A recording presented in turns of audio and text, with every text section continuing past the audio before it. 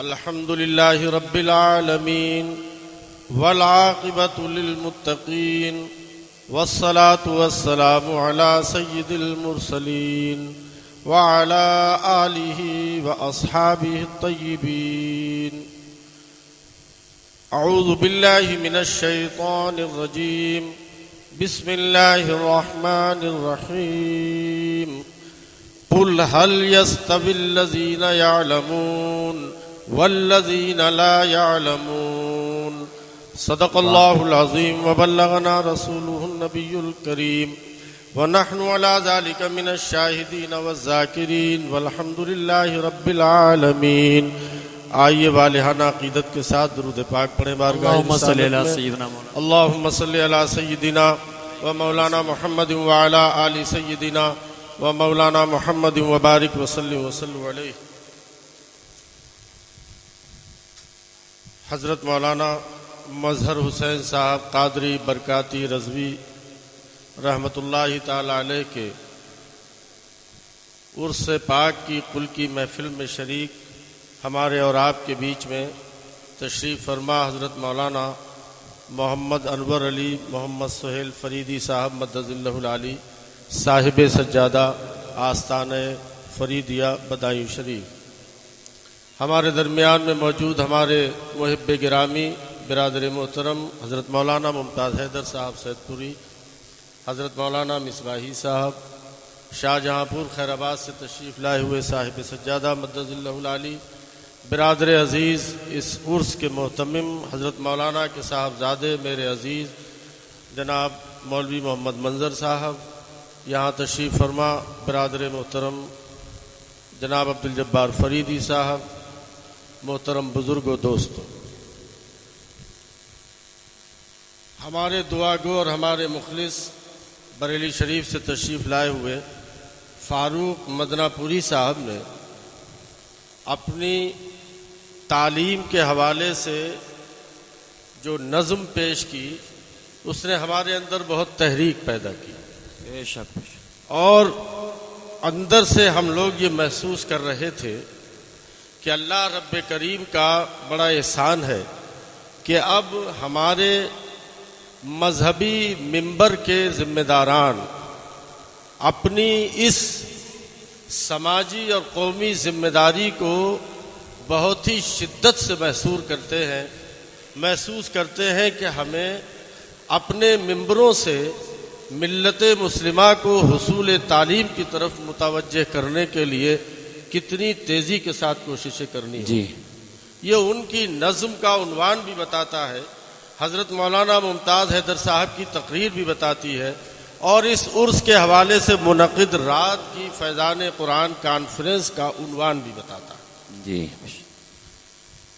میرے عزیزوں اور دوستوں، قرآن کریم نے بہت واضح طریقے پر کہا کہ قل هل يستوي الذين يعلمون والذين لا يعلمون. آپ کہہ دیجئے کہ علم والے اور بغیر علم والے برابر نہیں ہو سکتے. علم والے ہوتے ہیں، تعلیم یافتہ ہوتا ہے. جس کے پاس ایجوکیشن ہوتی ہے وہ ایجوکیشن ہوتی ہے اس کے پاس. اور ظاہر ہے کہ ابھی مولانا ممتاز حیدر صاحب نے اس کی طرف آپ کی توجہ دلائی کہ دنیا میں جس طرح سے ساری قومیں اس بات پر متفق ہیں کہ موت برحق ہے، اس پر کسی کا اختلاف نہیں ہے. اسی طرح سے میں کبھی کبھی سوچتا ہوں کہ شاید دنیا اب اس پر بھی متفق ہے کہ مسلمان بھی جہالت کی وادیوں میں بری طرح سے بھٹک رہا ہے. اور اگر اس سے ہم نے نکلنے کی کوشش نہیں کی، مجھے بے پناہ خوشی ہوئی فاروق صاحب آپ نے قل کی محفل میں وہ نظم پڑھی کہ جس قل کی محفل سے وہ میسج فل بات جانے کی ضرورت ہے. آپ نے مولانا ممتاز صاحب وہ بات کہی جو اس ملت کی اس وقت کی سب سے بڑی ضرورت ہے، جس پر ساری دنیا کے مفکرین، اہل دانش، انٹلیکچوئلز، مسلمانوں کے اور غیر مسلم مل بیٹھ کر روزانہ سوچتے رہتے ہیں کہ آخر اس قوم کو جہالت کی اندھیری وادیوں سے کیسے نکالا جائے اور اس کے مستقبل کو تعلیم سے کیسے روشن کیا جائے. مجھے خوشی ہوئی کہ مصباحی صاحب کو میں نہیں جانتا تھا. مولانا آپ سمجھتے ہیں کہ اگر ہم لوگ نہیں جانتے ہیں تو آپ کی خدمت کو اگر جب سنتے ہیں ہم تو اندر سے بے پناہ مسرت ہوتی ہے کہ ابھی اس خشک کام کو، تعلیم کا جو میدان ہے ذرا خشک ہے، اس پر کام کرنے والے سنجیدگی کے ساتھ آپ جیسے بہت سے نوجوان عالم موجود ہیں.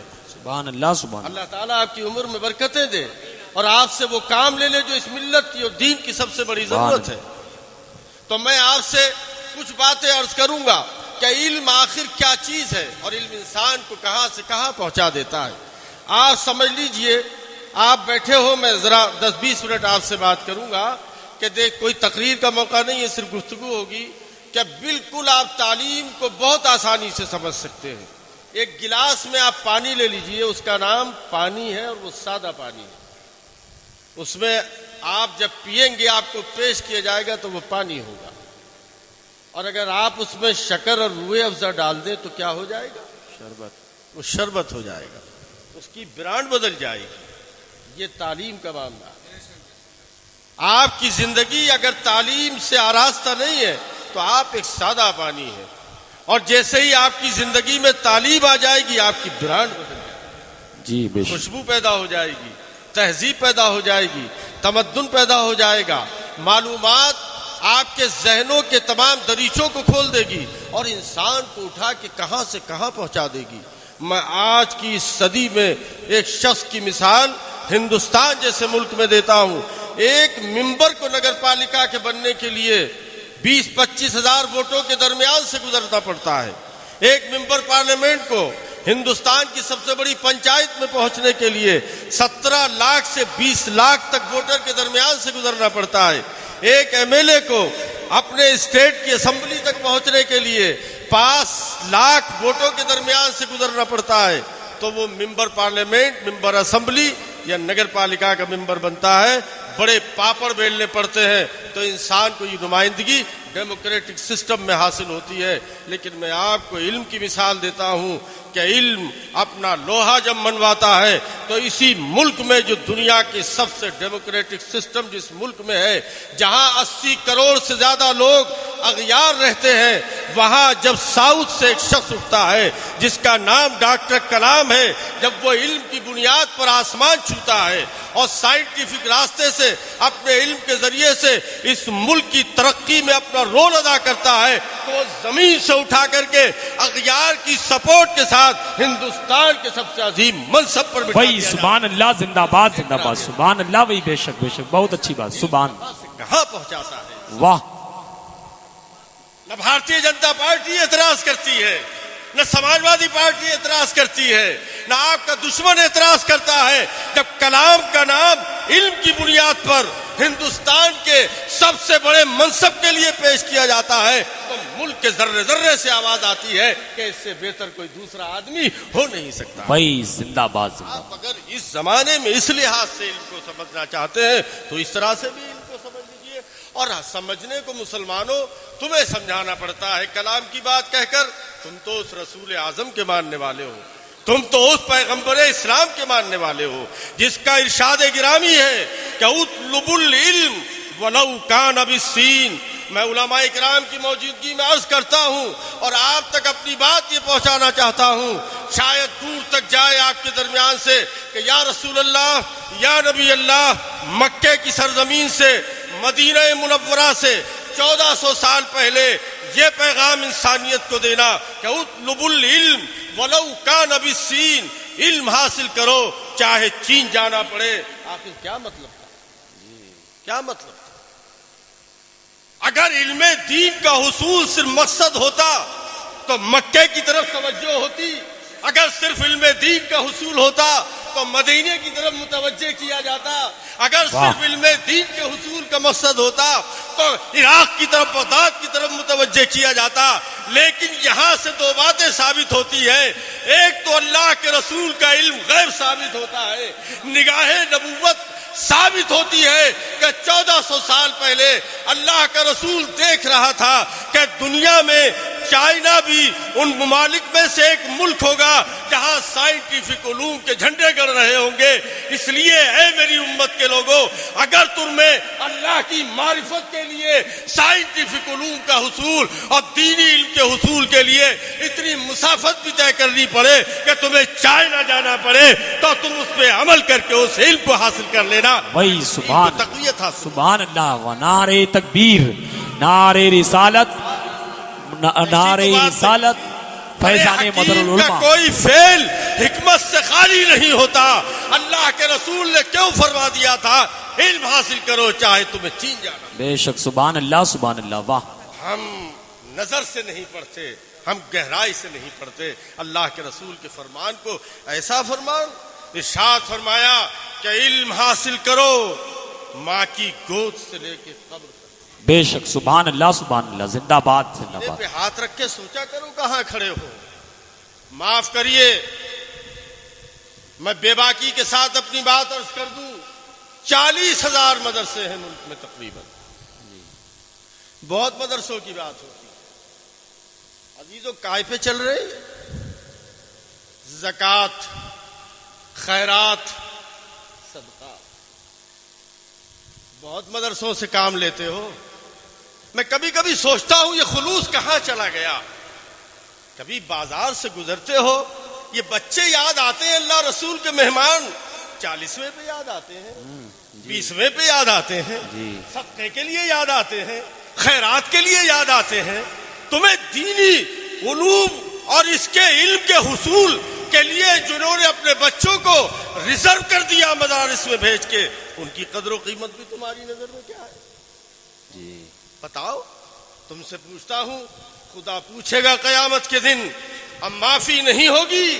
ارے کبھی گھر سے نکلو اور اس زمانے میں 2 کلو سنترے، خیال آ جائے کہ شام کو آپ سن رہے ہیں توحید نیٹ ورک کی اسلامک آواز. Tauheed network international Islamic YouTube channel. خیال آیا کہ اولاد کے لیے جا رہا ہوں کسی مدرسے میں پڑھنے والے اللہ رسول کے طالب علموں کے لیے بھی سنتروں اور مٹھائی کو لے جاؤں جو اللہ کے مہمان ہیں. سبحان اللہ سبحان اللہ. بے شک خیال آیا. میں کہتا ہوں کہ نہیں آتا ہے یہ خیال. وہ جبھی یاد آتے ہیں جب خیرات، زکوٰۃ اور صدقات تمہیں دینا ہوتا ہے. علم دین کی ناقدری. حضرات علماء اکرام، میں آپ سے گزارش کرتا ہوں اس طرف توجہ دلائیے. اور پھر اس کے بعد یہ سوال کھڑا کرنا، عالم بے باک نہیں ہوتا، عالم مجاہد نہیں ہوتا، عالم سامنے نہیں آتا، عالم سوال نہیں کرتا، عالم مقابلہ نہیں کرتا. عالم جو ہے کفار و مشرکین کے کہاں سے آ جائے گا؟ کون سا بلڈ بنا رہے ہو، کون سا خون بنا رہے ہو، کون سا ذہن بنا رہے ہو، جس نے 10 سال تک مدرسے میں رہ کر صرف یہ ذہن پالا ہو کہ خیرات سے پلا ہوں، زکوٰۃ سے پلا ہوں، عطیات تو میری قسمت میں نہیں لکھے تھے. ان سے یہ خیال کرتے ہو کہ یہ آئیں گے تو ہندوستان میں کھڑے ہو کر کے مقابلہ غیار سے کریں گے، یہ کفار و مشرکین سے کریں گے، یہ مجاہد بنیں گے. ارے ان کے ذہن کو متاثر کر دیا. 10 سال تک مدرسے میں پڑھا کے اس راستے سے بھی کبھی ان کی قدر نہیں کی، کبھی ان کی عزت نہیں کی، کبھی ان کو سر آنکھوں پر نہیں بٹھایا.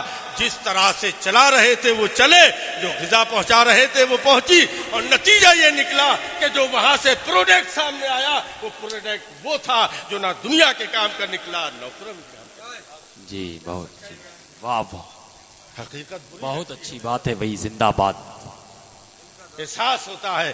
میں نارو والا مقرر نہیں ہوں، درد مند دل اپنے سینے میں رکھتا ہوں. پورے ملک میں جاؤ، ہوٹل پہ دیکھو بچے برتن مانج رہے ہیں. نام پوچھو بلا کر، محمد احمد، احمد علی، قاسم علی. 8 سال کا بچہ، 10 سال کا بچہ برتن مانج رہا ہے. پوچھو بھائی یہ کیوں کر رہے ہو؟ بتائے گا صاحب پڑھائی سے کیا ہوتا ہے، ہندوستان میں تو نوکری نہیں ملتی. ایک عجیب قسم کا سوال پیدا ہو گیا جس کو نکالتے 20 سال ہو گئے ہم لوگوں کو، نکلتے نہیں مولانا. کیا پڑھ کر کیا کریں گے، نوکری نہیں ملتی. عجیب دماغ ہے بھائی. 4 کروڑ تعلیم یافتہ بے روزگار نوجوانوں کا ہندوستان کے روزگار دفتر میں رجسٹریشن ہے. B Tech, M Tech, M S C, B S C, B Ed, LLB، LLM مارے مارے پھر رہے, کوئی پوچھنے والا نہیں ہے. روٹی اور روزگار کے نام پر کس نے سکھا دیا, کس نے بتا دیا؟ علم نام صرف حصول روزی کا ہے, حصول معاش کا ہے. یہ بات کس نے ذہن میں بیٹھا دی؟ ارے 99 پہلو بھول کر اور صرف ایک پر توجہ دے رہے ہو. ہمارے مدرسے میں پڑھنے والے بچے تو بے روزگار نہیں رہتے. جہاں 14 سال کو پہنچا 10 پاروں کا حافظ ہوا, اللہ نے روٹی روزی کا انتظام کر دیا, کہیں نہیں کہ پہنچا دیا. آج کل تو اللہ نے بڑی برکتیں دی ہیں, ان کے پاس بھی موٹر سائیکل ہے, ان کے پاس بھی لیپ ٹاپ ہے, سب کے پاس 2 موبائل رکھے, کبھی ادھر سے بات کبھی ادھر سے بات. بتائیے آپ, بس فرق یہ ہے کہ نمبر 2 کا نہیں, تلاش نمبر 2 کی ہوتی ہے, اور نمبر 2 کی تلاش میں تو ظاہر ہے ذہن بھٹکتا ہے. اس لیے میرے عزیزو, علم آپ کی بنیادی چیز ہے. علم کے بغیر کوئی بھی دنیا کی قوم ترقی اور خوشحالی نہیں کر سکتی, کبھی بھی اپنی منزل کو نہیں پہنچے گی. اس لیے حصول علم کے معاملے میں مسلمان اب پڑھا رہے ہیں, لیکن رفتار بڑی سبک ہے, رفتار بڑی دھیمی ہے. اس رفتار میں تیزی لانی پڑے گی. یونیورسٹیز اور کالج کھول رہے ہیں, ذرا مشکل ہوتا ہے. ایک ابھی جو آپ کے ہاں کئی کمیٹیوں کی رپورٹ ہے ہندوستان کی, اس میں سب سے آخری جو رپورٹ ہے وہ سچر کی ہے, اور سچر نے اپنے اس نوٹ میں یہ بات لکھی ہے کہ مدرسوں میں پڑھنے والے بچوں کی تعداد زیادہ. آپ پر غیروں کا ایک الزام ہے, میں بات کر لوں کچھ؟ غیروں کا آپ پر ایک الزام ہے, وہ کیا ہے؟ یہ آپ کو مذہبی منبر سے یہ باتیں کم شیئر ہوتی ہیں. الزام کیا ہے؟ الزام آپ پر آج کے زمانے کا حضرت مولانا یہ ہے کہ آپ کا پڑھنے کا ذوق ختم ہو گیا. یہ الزام ہے آپ کا, اور یہ الزام ہم بڑی بڑی کانفرنسوں میں دانشوروں کی زبانی اور جو ان کے آرٹیکلز آتے ہیں, جو گفتگو کرتے ہیں, جو ہندوستانی حکومتوں کا نظریہ ہے, اس کے ساتھ نکل کر آتے ہیں. مجھے اس سے اختلاف رہا ہمیشہ. میں یہ بات سب جگہ کہتا ہوں کہ ذوق ختم نہیں ہو گیا. ہندوستان میں جو تعلیم کا ریشیو ہے, اس میں اگر آپ ہماری تعداد گھٹائیں, میں علماء اکرام کی خدمت میں اس لیے عرض کرتا ہوں کہ آپ کے ذہن کے گوشوں میں یہ بات رہے گی, تو غیروں سے بات کرنے کے لیے آپ اس کو بنیاد بنا سکتے ہو کہ 80 کروڑ یا 85 کروڑ غیر لوگ ہیں جو مسلمان نہیں ہیں, نان مسلم ہیں. ہم 15-20% ہیں, ہمیں نکال دو. ہم نہیں پڑھنا چاہتے, ہم جاہل رہنا چاہتے ہیں, ہم حصول علم کے لیے ذوق نہیں رکھتے, ٹھیک ہے. اب باقی بچے تو اور جاہل کیوں ہیں؟ ساکھرتا ابھیان کے ذریعے سے آپ سن رہے ہیں توحید نیٹ ورک کی اسلامک آواز. Tauheed network international Islamic YouTube channel. جبکہ ایسا نہیں ہے, پڑھے لکھوں کی تعداد کم ہے, انگوٹھے سے نام لکھنا سیکھ لیا تو پڑھے لکھے کہلا رہے ہیں. سمجھ لیجیے, ساکھرتا ابھیان چلا تھا, اس کے ذریعے سے. اب میں کہتا ہوں کہ ہمیں نکال دیجئے, اب گنیے بغیر پڑھے لکھے کتنے ہیں. تو آپ نے بھی نہیں پڑھا. تو کل ملا کر جو میں عرض کرنا چاہتا ہوں وہ یہ ہے کہ کانسٹیٹیوشنل آف انڈیا کے ذریعے سے ہر ہندوستانی کو پڑھنے کا انتظام ہندوستان کے حکومتوں کی ذمہ داری تھی. جب وہ ذمہ داری 70 سال کی آزادی میں پوری نہیں ہوئی اور لڑاؤ حکومت کرو کے فارمولے پر عمل کیا گیا اور اس سے نظر چرائی گئی, اس کا نتیجہ ہوا کہ جہالت بڑھی, اس میں ہمارا حصہ زیادہ ہوا. جب زیادہ ہوا تو ذمہ دار ان پڑھ رہنے کا ہمیں ٹھہرایا کہ ہم ان پڑھ رہنا چاہتے. اب حضرت میں اس کی دوسری دلیل دیتا ہوں کہ ہم ان پڑھ نہیں رہنا چاہتے. ذوق ہے, مزاج ہے, فکر ہے. اس کی وجہ وہ کیسے 40,000 مدرسے ملک میں چل رہے ہیں, اب اور بڑھ گئے ہوں گے. تمام مدرسوں کی فگر اٹھا کے دیکھیے, 15 شوال تک مدرسوں میں ایڈمیشن ہوتے ہیں. 15 شوال 20 شوال تک جن مدرسوں میں دارالاقامہ ہے, جن مدرسوں میں بچوں کے رہنے کے لیے انتظام ہے, وہ سارے مدرسے فل ہو جاتے ہیں, جگہ نہیں ملتی ہے. اصل وجہ میں آپ کو بتانا چاہتا ہوں ہمارے پڑھے لکھے نہ ہونے کی. وہ کیوں فل ہو جاتے ہیں؟ اس لیے کہ وہاں بچوں کو کھانے کا انتظام ہے, وہاں کوئی فیس نہیں ہے, وہاں بچوں کے کپڑے کا انتظام ہے، وہاں بچوں کے رہنے کا انتظام ہے. ظاہر ہے کہ یہی تو سب چیزیں ہیں غربت جو پڑھنے کی طرف متوجہ نہیں ہونے دیتی. اور جب ہمارے پاس وسائل نہیں ہے، ریسورسز نہیں ہے، غربت ہماری بنیاد ہے، نتیجہ یہ ہے کہ پوری قوم میں جہالت پھیلی ہوئی ہے. اور جب جتنے مدرسے ہیں اتنے بچے پڑھ رہے ہیں. مدرسوں کا بہت بڑا یوگدان، بہت بڑا کنٹریبیوشن ہے مدرسوں کا. جن مدرسوں نے آزادی کے بعد ہمیں ملک کی سرکاروں نے پڑھنے نہیں دیا، لیکن ہم نے اپنا انتظام خود رکھا. ملت 40-50 ہزار مدرسے اپنے عطیات، اپنے جیب کی طاقت کی بنیاد پر اس ملک میں چلاتی ہے. آخری بات کہوں گا، اس کے بعد 2 باتیں کہہ کے آپ سے رخصت ہوں گا. میں آپ سے گزارش کرتا ہوں کہ مدرسوں کے طلباء کے لیے اچھی تربیت کی بہت ضرورت ہے. سمجھ لیجیے آپ، معاف کریے گا میں وہیں چٹائی کا پڑھا ہوا آدمی ہوں، لیکن بات کہنی چاہیے. نہیں کہیں گے غلطی کا عرفان نہیں ہوتا تو اصلاح نہیں ہوتی ہے. یہ اصول ہے دنیا کا. کمی کا عرفان اگر نہ ہو تو اصلاح نہیں ہوتی. میں نے بہت سے لوگوں کو اپنی زندگی میں اردو کا ایک ورڈ غلط بولتے دیکھا ہے، چونکہ ان کے احترام میں کوئی ان کی اصلاح نہیں کرتا. جب عرفان نہیں ہوتا تو غلط ہوتا ہے، یا انگریزی کا ورڈ یا کوئی بھی. تو عرفان اگر نہیں ہوتا، معلوم نہ ہو تو غلطی کی اصلاح نہیں ہوتی ہے. مدارس کے بچوں کی تربیت بہت ضروری ہے. حضرت ایک بڑی خطا ہوئی ہے، وہ یہ ہے کہ دونوں علم کے درمیان بڑا فاصلہ ہو گیا. علم دین اور عصری علوم، اور دونوں نے ایک دوسرے کو پڑھا لکھا ماننے سے جو ہے گریز کرنا شروع کر دیا. یہ بہت بڑی خلیج ہے جس نے نقصان پہنچایا. دانشور اپنے اعتبار سے بات کرتا ہے، بہت پڑھا لکھا ہے، عالم اس کو ماننے کو تیار نہیں ہے. پڑھا لکھا وہ عالم کو پڑھا لکھا ماننے کے لیے تیار نہیں. اس خلیج کو پٹنا چاہیے. وہ اپنی جگہ اپنے علم کا ماہر ہے، ہم اپنی جگہ اپنے علم کے ماہر ہیں. وہ بھی پڑھا لکھا ہے، ہم بھی پڑھے لکھے ہیں. جب دونوں مل کر کشتی کو آگے بڑھائیں گے تو کشتی جو ہے کنارے تک پہنچے گی. یہ کہیں نہ کہیں ہمارے دشمن نے علم کی تقسیم کر کے ہمیں بانٹنے کی کوشش کی ہے، اور یہ بڑا فاصلہ ہو گیا ہے جس کا بہت جگہوں پر نقصان ہوتا ہے. ہمیں مدارس کے بچوں کی تربیت کی بڑی ضرورت ہے. کیوں؟ یہ نمونہ ہے. ان کو جانچ کے آدمی سمجھتا ہے کہ شاید یہی سکھایا پڑھایا جا رہا ہے، یہی جان رہے ہیں. میں اگر بچے مدرسے کے بیٹھے ہوں تو میں آپ سے کہتا ہوں میرے عزیزوں، سڑک سے گزرو تو ایک عمل کر کے دیکھنا، تمہیں پتہ چلے گا کہ تمہاری قیمت اور تمہاری قدر کتنی بڑھ رہی ہے. میں محسوس کرتا ہوں کبھی آپ گزرو تو سب کو سلام کرو،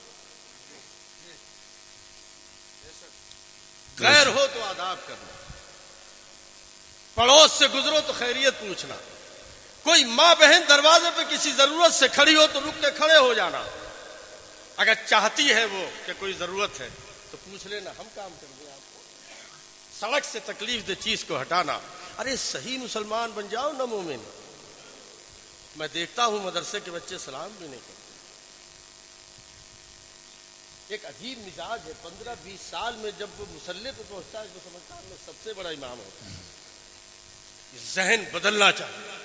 آپ خادم دین ہو، آپ تو سپاہی ہو، آپ کا انکسار تو نمونہ ہونا چاہیے. آپ سے کیا مطلب ہے تکبر اور غرور سے؟ آپ کا کیا مطلب ہے بڑا پن سے؟ ارے اللہ کے رسول بچوں کو سلام کرتے. سبحان اللہ. حضرت عمر رضی اللہ تعالیٰ عنہ جب عمرے کو تشریف لے گئے تو سرکار کی خدمت میں حاضر ہوئے تو سرکار نے ارشاد فرمایا میرے لیے دعا کرتے. سوچ سکتے ہو حضرت عمر پوری زندگی فرمایا کرتے تھے کہ میری زندگی کا سب سے قیمتی جملہ ہے. مجھ سے میرے آقا نے فرمایا تھا کہ عمر میرے لیے دعا کرتے. کہاں کھڑے ہو آپ؟ یہ لائف نہیں ہوتی. علماء کی بارگاہ میں کیوں ہوں؟ میں نے مولانا مظہر صاحب کو دیکھا ہے. ویسے کل کی محفل میں تھوڑی ہیں ہم لوگ. حضرت مولانا سہیل فریدی صاحب بیٹے، ان کے والد ماجد ہمارے پڑوسی حضرت مولانا مفتی ابراہیم صاحب فریدی رحمۃ اللہ تعالیٰ علیہ، ہم نے ان کو دیکھا ہے، ہم نے ان کی صحبتیں اختیار کی ہیں. ابھی آپ مولانا ذکر کر رہے تھے حضرت مولانا مجاہد ملت صاحب کا. میں بہت چھوٹا تھا، مدرسہ قادریہ میں پڑھتا تھا، وہ تشریف لاتے تھے. میں نے ان کو دیکھا کئی بار انہوں نے مجھے بڑے پیار محبت سے دینی طالب علم کی حیثیت سے مجھے لیا، پیار کرتے تھے. ایک دفعہ ایک موقع پہ نماز کا موقع ہے تو مجھ سے کہا تم پڑھاؤ نماز. ایسے بڑے علماء تھے، کیسا کیریکٹر تھا، کیسا کردار تھا. ارے انہیں دیکھتے تھے لوگ تو زندگی بدل جاتی، ان کی سبحان نگاہ اللہ. پڑتی تھی تو زندگی بدل جاتی. سبحان اللہ. ہم نے مولانا مظہر صاحب کو دیکھا ہے، ابھی کی تو بات ہے، کس طرح ملت کا جذبہ، کس طرح دین کا جذبہ، کس طریقے سے قوم کا جذبہ، کیا کیا کام، اور بڑے سادہ مزاج آدمی تھے. ایک ابھی ہمارے یہاں 89 میں رائٹ ہوا تو ہم لوگوں نے سڑک پہ کام کیا. ایک جگہ ہم ہاسپٹل سے لوٹ رہے تھے، مولانا بھی ہمارے ساتھ تھے. اب حضرت مولانا تو چونکہ زیادہ اس ذہن کے آدمی تھے نہیں، ہماری گاڑی پی ایس سی نے روک لی، میں بھی اس میں بیٹھا تھا، 2-3 لوگ اور تھے. گھنٹہ سوا گھنٹہ جھڑا کر رہا، ہمارے پاس نہیں تھا، ہم ہاسپٹل سے آ رہے تھے. ہم لوگ تو عادی ہیں اس کے، روز جھڑا کے ہو تو اس سے نبٹ لیتے ہیں. مولانا صاحب بھی ہمارے ساتھ تھے. میں نے ان سے کہا آپ تشریف رکھیے، ہمیں نبٹنے دیجیے ان سے، تو آگے بڑھے گی گاڑی، گھر پہنچیں گے. ایک راستے میں روک لی اس نے گاڑی، انہیں میں نے اترنے نہیں دیا. ہمارے 2 لوگ بزرگ تھے، پھر مولانا یہاں تشریف لائے. تو ایسے کئی موقع آئے کہ مولانا نے بہت ہی مجاہدانہ طریقے پر ہم سے، تو ظاہر ہے کہ مولانا صفدر صاحب ہمارے ساتھ کے پڑھے ہوئے ہیں، ہم سے تو ظاہر ہے ہمارے تو والد کی برابر تھے، لیکن ہم احترام کرتے تھے. میرا ملی ذہن بچپن سے ہے تو میں ایسے لوگوں کی قدر میرے دل میں بہت ہوتی تھی، میں بڑا احترام کیا کرتا تھا. وہ تو بچوں کی طرح لیتے تھے. تو آج کیا بات ہے، ارے میاں منظر، تم اپنے والد کا ذکر کرتے ہو، ان کی نیکیوں کی وجہ سے تمہارا ذکر بھی علماء کی محفل میں ہونے. سبحان اللہ. بے شک. یہ نسبتیں ہوتی ہیں، تعلق ہوتا ہے. ان علماء کی زبان پہ تمہارا نام ہے. اللہ تمہاری عمر میں برکتیں عطا فرمائے، تمہیں توفیق دے، تم اپنے والد ماجد کے پیغام کو اور ان کی زندگی کے اچھے اصولوں کو آگے بڑھانے کی کوشش کرو. انہوں نے دین کو مضبوطی سے پکڑا، بیٹا حافظ، بیٹے کی بیوی حافظ. مولانا پر تو اللہ بڑی رحمتوں کی بارش فرما رہا ہوگا. بہت کم ہوتے ہیں ایسے گھر کہ بیٹا عالم، بیٹے کا بیٹا عالم، بیٹی کی بیٹی جو ہے بیوی حافظ، اب پوتا بھی حافظ ہونے جا رہا ہے. ظاہر ہے کہ نجات کا سارا انتظام اللہ تبارک و تعالیٰ نے ان کی تربیت سے، ان کے گھر کے ذریعے سے کر دیا. عزیزوں اور دوستوں، یہ چند باتیں میں نے آپ سے عرض کی کہ اب بہت خوشی مجھے یہ ہے کہ ہمارے آراز کی محفلوں میں بھی وہ کام ہو رہے ہیں، وہ باتیں ہو رہی ہیں، وہ پیغام دیا جا رہا ہے جس کی ملت کو شدید ضرورت ہے. آخری بات آپ سے کہتا ہوں، ابھی میں نے چونکہ کوئی خطاب نہیں کیا ہے، جب سے نئی حکومت اتر پردیش میں وجود میں آئی ہے، مسلمانوں وقار کے ساتھ، ہمت کے ساتھ، حوصلے کے ساتھ، یہ ملک تمہارا ملک ہے، یہیں ہمیں رہنا ہے، یہیں زندہ رہنا ہے، یہیں آگے بڑھنا ہے. حکومتیں بننے سے کسی کے نام کوئی بینامہ نہیں ہو جاتا ہے. ہم ہندوستان کے دستور سے وابستہ ہیں اور دستور ہمیں اس ملک میں عزت کے ساتھ رہنے کی ضمانت دیتا ہے. حکومتیں آئیں گی اور چلی جائیں گی، حوصلے کے ساتھ رہنا. آپ کی تمام لڑائیاں، آپ کی قیادت لڑتی ہے اور لڑتی رہے گی. اور جو ایک ضرور خدشہ پیدا ہوتا ہے، میں علماء اکرام سے کہتا ہوں کہ کامن سول کوڈ کے مسئلے پر کچھ دن کے بعد یہ آواز اٹھے گی، یا کسی اور مسئلے کو لے کر متحد ہو کر مسالک، مکاتب فکر اور خانقاہی مزاج، اس سب کو جمع کر کے برام اسلام و مسلمان اس ملک میں اغیار کے مقابلے پر اپنے آپ کو خلوص سے ایک دوسرے کے ساتھ جوڑ کر مضبوطی سے سیسا پلائی ہوئی دیوار کے ساتھ کھڑے رہنا. اس لیے کہ ہو سکتا ہے کوئی آزمائش کا دور آئے تو ہم اس کی کسوٹی پر پورے اترے، کیونکہ فیصلہ یہی ہے کہ مسلمان دنیا کے جس خطے میں رہے گا غلام مصطفیٰ بن کر کے رہے گا، شریعت کا محافظ بن کر کے رہے گا، شریعت کا سپاہی بن کر کے رہے گا. اس لیے آپ سے کہتا ہوں کہ قرآن کو سینے سے لگائے رکھیے، حب نبی دل میں بسائے رکھیے. لٹتی ہے تو لٹ جائے جہاں کی دولت، ایمان کا سرمایہ